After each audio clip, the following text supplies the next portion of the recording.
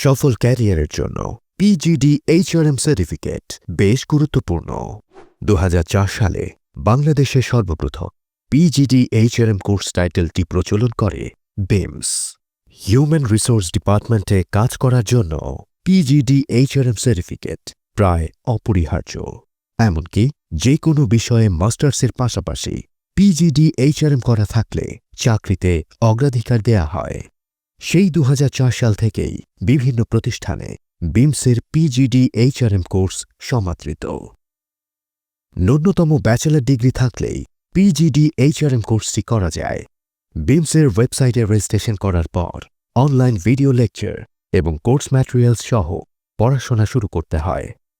Syllabus অনুযায়ী প্রস্তুতি সম্পন্ন করার পর একটি কম্প্রিহেন্সিভ এক্সাম দিতে হবে।